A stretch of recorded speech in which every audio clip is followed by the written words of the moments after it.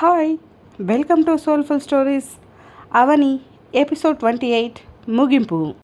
మమ్మల్ని అందరినీ వదిలేసి ఎలా రావాలనిపించింది అని పూజ అడగడంతో ఆ మాటకి అవని కాస్త ఇబ్బందిగా కదులుతూ, పూజ, నాకు అక్కడ ఉండాలి అని అనిపించకనే కదా నేను వచ్చింది అని చెప్పింది.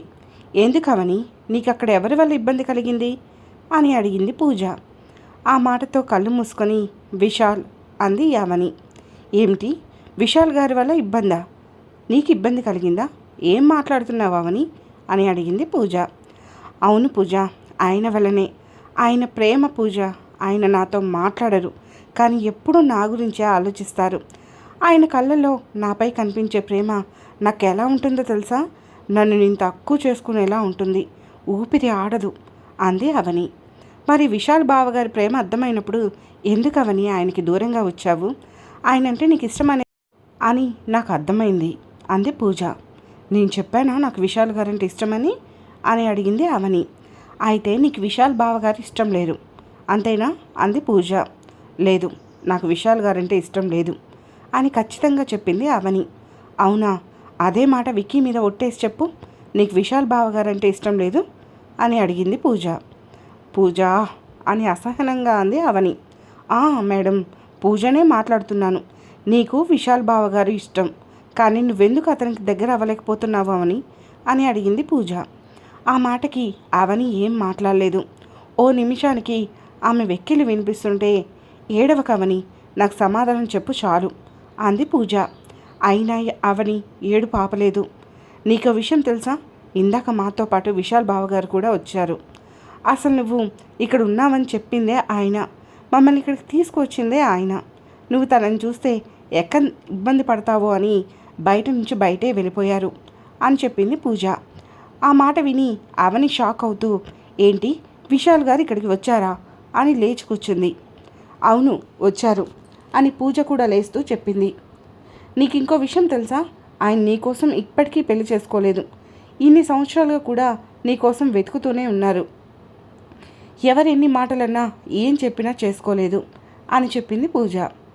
విశాల్ పెళ్లి చేసుకోలేదు అని అనగానే అవనికి ఒక క్షణం సంతోషంగా అనిపించింది.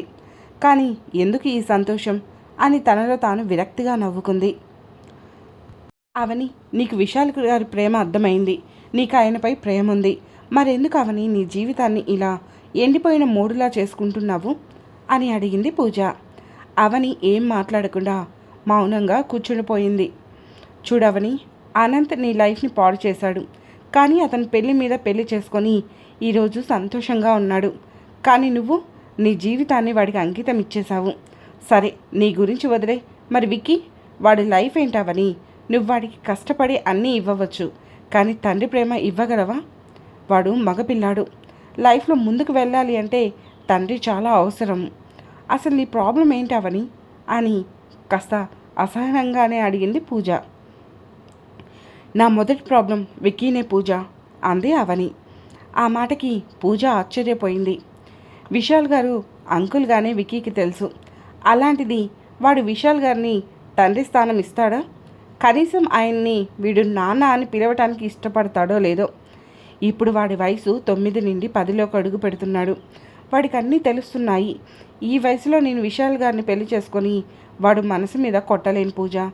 అలానే మన సొసైటీ ఒక భర్తకి ఎన్ని పెళ్ళిళ్ళైనా ఒప్పుకుంటుంది, కానీ భర్త వదిలేసినా లేదా చచ్చిపోయిన భార్యలు ఉంటారు చూడు, వాళ్ళు ఇంకొక తోడు కోసం చూసుకుంటే అది ఈ సొసైటీని వాళ్ళని పురుగును చూసినట్లు చూస్తుంది అంది అవని. ఆ మాటకి పూజ నవ్వుతూ, ఏ సొసైటీ గురించి మాట్లాడుతున్నావు అవని నువ్వు? అసలు రోజుకు ఒక గాసిప్ కోసం చూసే ఈ సొసైటీ కోసం మాట్లాడుతున్నావా? నిన్ను నీ భర్త మోసం చేస్తే ఈ సొసైటీ అడ్డుపడిందా? నీ భర్త ఇంటి నుంచి నువ్వు బయటికి వస్తే ఈ సొసైటీ నిన్ను తమ ఇంట్లో ఉండమని చెప్పిందా? నీకు షెల్టర్ ఇచ్చిందా? నీకు సపోర్ట్గా ఉందా? ముందు నుంచి మీ లైఫ్లో ఈ సొసైటీ నీకు ఎప్పుడు సపోర్ట్గా ఉంది చెప్పు? ఒక ఆడది ఏం చేసినా ఈ సొసైటీ యాక్సెప్ట్ చేయదు. ఈ సమాజం ఎప్పుడు మగవాడికి అండగా ఉంటుంది. ఆడదాన్ని ఆడదానిలాగే చూస్తుంది ఈ సమాజం. అలాంటి సమాజం కోసం నువ్వు నీ జీవితాన్ని పాడు చేసుకుంటావా? ఇక విక్కీ విషయానికి వస్తే వాడికి అర్థమయ్యేలా చెప్దాం. వాడేం మరీ చిన్నపిల్లాడు కాదు కదా, అర్థం చేసుకుంటాడు అని చెప్పింది పూజ. నువ్వు అన్నట్లు ఈ సమాజం గురించి పక్కన పెట్టినా విక్కీకి మాత్రం ఈ విషయం కూడా తెలియదు పూజ. వాడు తట్టుకోలేడు.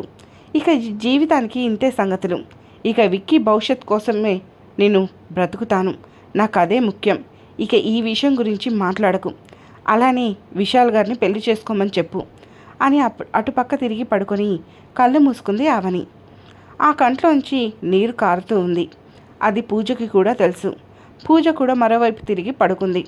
అప్పుడు కళ్ళు తెరిచాడు విక్కీ. ఇప్పుడు వాడి కళ్ళ నిండా నీళ్లు కమ్ముకొచ్చేశాయి. ఇక తెల్లవారింది. పూజ నిద్రలో లేచేసింది. అప్పటికే అవని లేచి వాకిలి ఊడ్చి కలాపి చల్లి ముగ్గులు వేస్తుంది. ఇక విక్కీ కూడా లేచేశాడు.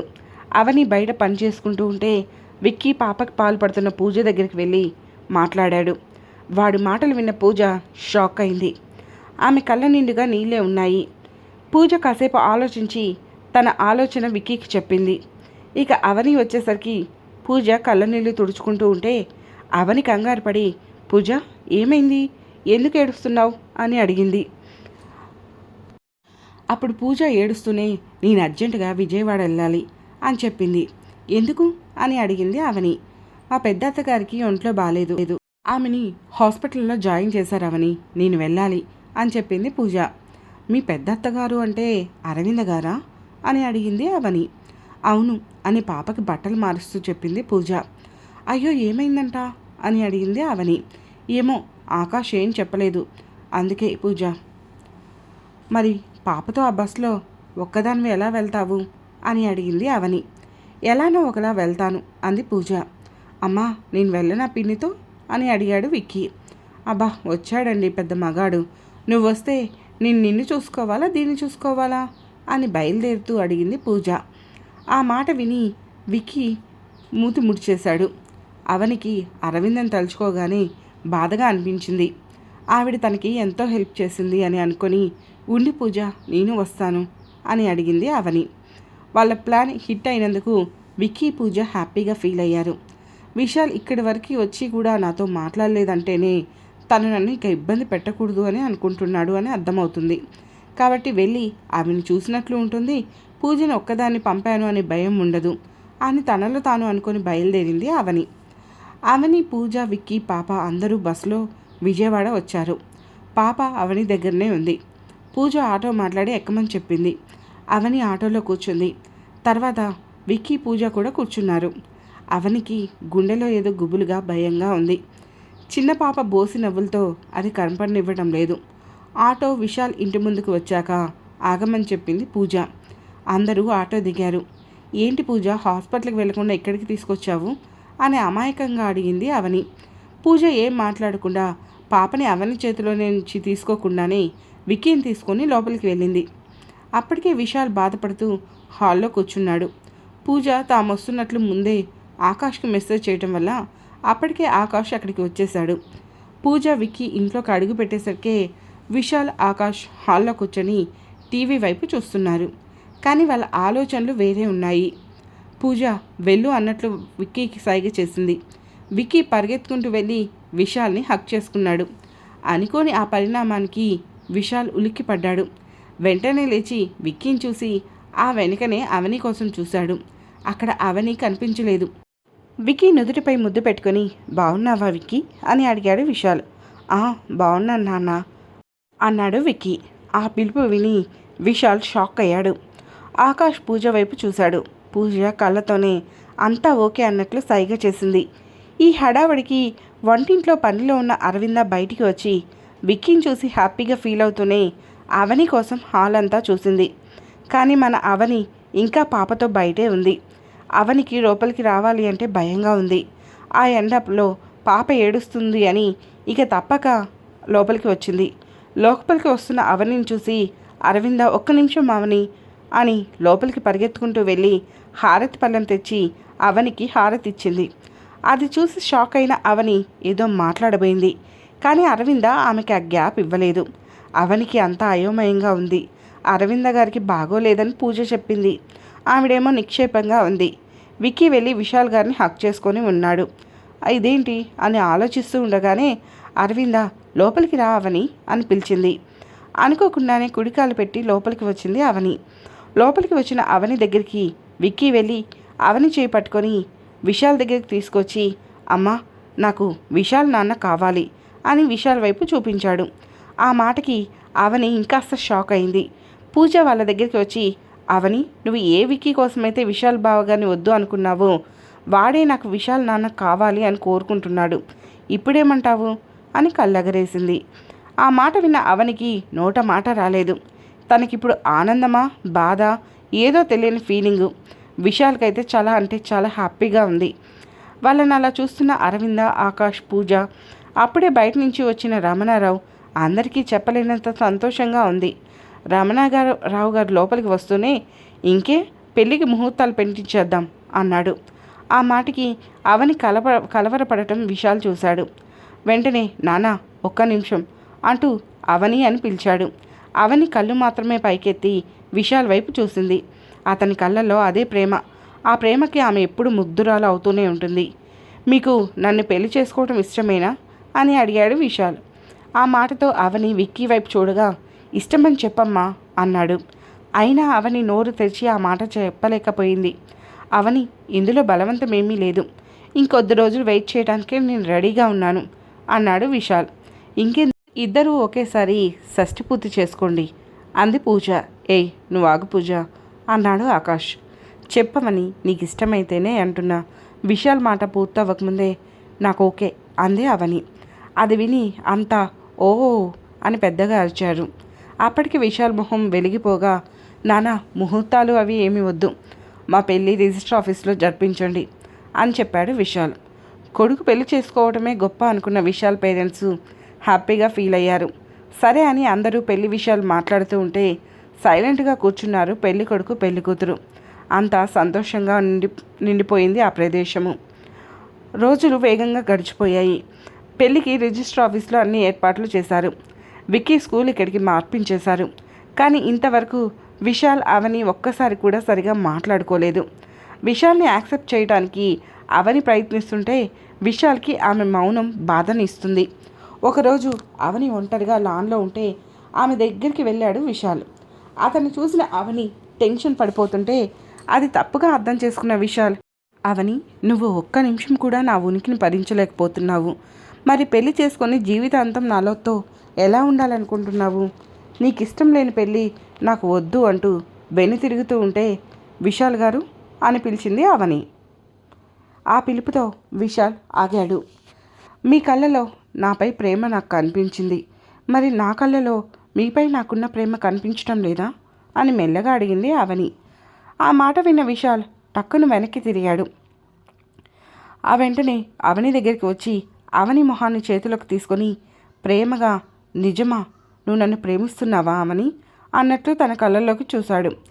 అవని కళ్ళ నిండుగా నీళ్లతో అవును అన్నట్లు తల ఊపింది. ఆ మాటతో అవని నుదుటి మీద ముద్దు పెట్టిన విశాల్ ఆమెని తన ఎదకేసి అదుముకున్నాడు. వాళ్ళని బాల్కనీలోంచి చూస్తున్న అరవింద, పూజ కళ్ళలో ఆనందంతో కూడిన కన్నీళ్ళొచ్చి చేరాయి. ఇక పెళ్లి రోజు అందరూ రిజిస్టర్ ఆఫీస్కి వెళ్ళారు. అవని, విశాల్ సంతకాలు పెట్టి దండలు మార్చుకున్నారు. సాక్షి సంతకాలు అడిగారు రిజిస్టర్ ఆఫీసరు. ఒకటి విశాల్ తరపున రమణారావు గారు పెట్టారు. మరొకటి అవని తరపున పూజ పెడుతూ ఉంటే, ఒక్క నిమిషం అంటూ ఓ వాయిస్ వినిపించింది. అందరూ ఆ సౌండ్ వచ్చిన వైపు చూసి అక్కడ కనిపించిన వ్యక్తిని చూసి షాక్ అయ్యారు. అవని మొహంలో అయితే నెత్తుడి చుక్క లేదు. ఆ వచ్చిన వ్యక్తి మరెవరో కాదు, అనంత్. అనంత్ని అక్కడ చూసిన అవనికి చాలా చిరాగ్గా ఉంది. అందరికీ అతను ఎందుకు వచ్చాడో అర్థం కావటం లేదు. ఆకాష్ అతన్ని బయటికి నెట్టే ప్రయత్నం చేయబోయాడు.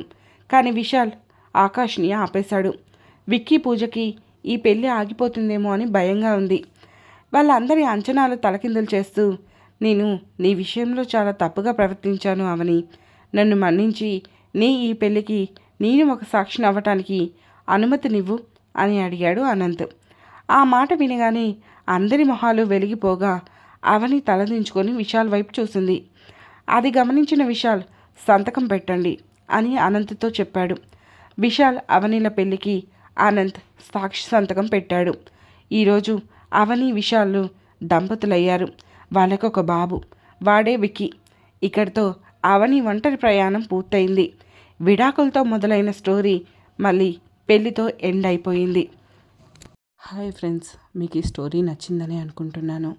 సో ప్లీజ్ లైక్ చేయండి, కామెంట్ చేయండి అండ్ షేర్ చేయండి. ఈ స్టోరీపై మీ అభిప్రాయాలు ఏంటో నేను ఖచ్చితంగా తెలుసుకోవాలి అనుకుంటున్నాను. అలానే రేపటి నుంచి వాసుకి స్టోరీ కంటిన్యూ అవుతుంది. 1000 మెంబర్స్ ఫాలోవర్స్ సబ్స్క్రైబర్స్ వచ్చిన తర్వాతనే నేను డైలీ 2 స్టోరీస్ ఇస్తాను. అప్పటి వరకు 1 స్టోరీ రన్ అవుతుంది. ఎందుకంటే మీకు నేను ఆల్రెడీ చెప్పాను, 1000 మెంబర్స్ సబ్స్క్రైబర్స్ రాకపోతే నేను ఇంత కష్టపడి మీకు స్టోరీ ఇచ్చి waste. So please do subscribe. Thank you so much.